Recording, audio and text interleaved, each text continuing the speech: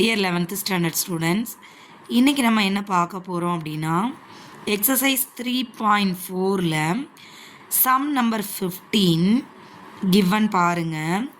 Prove that sin of n plus 1 into theta into, so இது ஃபுல்லாக சேர்ந்து ஒரு term, that means sin a அப்படின்னு சொல்கிறோம் இல்லையா, அது மாதிரி sin n plus 1 into theta into sin n minus 1 into theta plus cos n plus 1 into theta into cos n minus 1 into theta, which is equal to cos 2 theta where n belongs to z.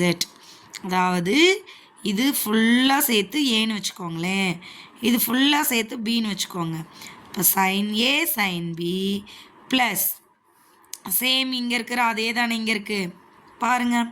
இப்போ cos A cos B நமக்கு டைரெக்டாக formula மாதிரியே இருக்குது, but அது பார்க்கும்போது உங்களுக்கு டிஃப்ரெண்ட்டாக இருக்கிற மாதிரி இருக்கும். இப்போ sine A sign B plus cos A cos B, அப்போ இதுக்கு என்ன formula? Sine A sign B plus cos A cos பினா காஸ் ஆஃப் ஏ மைனஸ் பியா, இங்கே ப்ளஸ் இருந்தால் காசில் மைனஸ் வரணும். இங்கே பாருங்கள், சைனு கம்பைன் ஆகிருக்கு, காசும் கம்பைன் ஆகிருக்கு.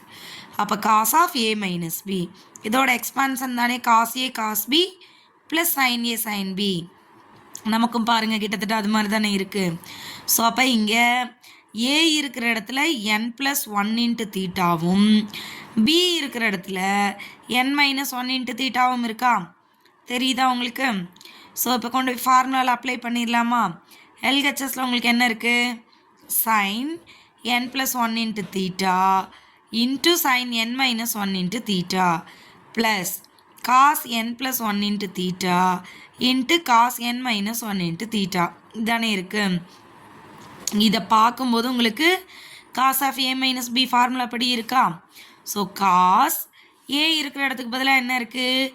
n + 1 into theta minus b இருக்கிற இடத்துல என்ன இருக்குது? n - 1 into theta. இப்போ தீட்டாவோலாம் மல்டிபிள் பண்ணுங்கள், n theta plus theta right minus n theta minus into minus plus theta. இப்போ n தீட்டாவும் கேன்சலா, பேலன்ஸ் இங்கே ஒரு தீட்டா இங்கே ஒரு தீட்டா இருக்கா. அப்போ காஸ் ஆஃப் தீட்டா ப்ளஸ் தீட்டாவா, தீட்டா ப்ளஸ் தீட்டா 2 தீட்டா தானே, இப்போ காஸ் 2 தீட்டா. இதானே இங்கே ப்ரூவ் பண்ண சொல்லியிருந்தாங்க, ப்ரூவ் பண்ணிட்டோமா? Okay. So cos A minus பியோட ஃபார்முலா தெரிஞ்சால் போதும், நீங்கள் ஈஸியாக சம்மை சால்வ் பண்ணி ஆன்சர் கொண்டு வந்துடலாம். Okay, thank you students.